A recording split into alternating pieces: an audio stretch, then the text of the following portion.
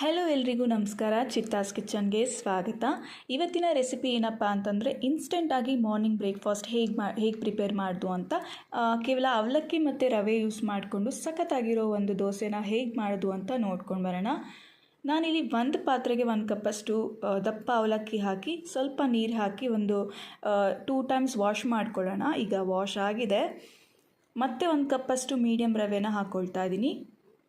1 ಕಪ್ಪಷ್ಟು ಹುಳಿ ಮೊಸರು, ಅದೇ ಕಪ್ಪಿಗೆ ಒಂದು ಸ್ವಲ್ಪ ನೀರು ಹಾಕ್ಕೊಂಡು ಇದಕ್ಕೆ ಸೇರಿಸ್ಕೊಳ್ಳೋಣ. ಚೆನ್ನಾಗಿ 1 ಟೈಮ್ ಮಿಕ್ಸ್ ಮಾಡ್ಕೊಳ್ಳೋಣ. ಈಗ ಇದ್ರ ಮೇಲೆ ಒಂದು ಪ್ಲೇಟ್ ಇಟ್ಟು ಒಂದು 10 ನಿಮಿಷ ನೆನೆಯೋಕ್ಕೆ ಬಿಡೋಣ. ಅವಲಕ್ಕಿ ಸಾಫ್ಟ್ ಆದರೆ ನಮಗೆ ರುಬ್ಕೊಳ್ಳೋಕ್ಕೆ ಈಸಿ ಆಗುತ್ತೆ. ಹಾಗಾಗಿ ಈಗ 10 ನಿಮಿಷ ಆಯಿತು. ಮಿಕ್ಸಿ ಜಾರ್ಗೆ ನೆನೆಸಿಟ್ಟಿರೋ ಅಂತಹ ಅವಲಕ್ಕಿ ರವೆ ಮಿಶ್ರಣನ ಸೇರಿಸ್ಕೊಳ್ಳೋಣ. ಈಗ ರುಬ್ಕೊಂಡು ಬರೋಣ. ದೋಸೆ ಬ್ಯಾಟರ್ ರೆಡಿಯಾಗಿದೆ. ಮಿಕ್ಸಿ ಜಾರ್ಗೆ ಸ್ವಲ್ಪ ನೀರು ಹಾಕಿ ದೋಸೆ ಕನ್ಸಿಸ್ಟೆನ್ಸಿಗೆ ರೆಡಿ ಮಾಡ್ಕೊಳ್ಳೋಣ. ಈಗ ಒಂದು ಚಿಟಿಕೆಯಷ್ಟು ಅಡುಗೆ ಸೋಡಾ, ಇದು ಆಪ್ಷನಲ್, ಬೇಕಿದ್ದರೆ ಅಡುಗೆ ಸೋಡಾ ಹಾಕ್ಕೊಳ್ಳಿ, ಇಲ್ಲಾಂದರೆ ಸ್ಕಿಪ್ ಮಾಡ್ಕೊಳ್ಳಿ. ಮತ್ತು ರುಚಿಗೆ ತಕ್ಕಷ್ಟು ಉಪ್ಪು ಹಾಕಿ ಚೆನ್ನಾಗಿ ಮಿಕ್ಸ್ ಮಾಡ್ಕೊಳ್ಳೋಣ. ಈಗ ದೋಸೆ ಬ್ಯಾಟರ್ ರೆಡಿ. ದೋಸೆ ಮಾಡೋದಷ್ಟೇ ಬಾಕಿ.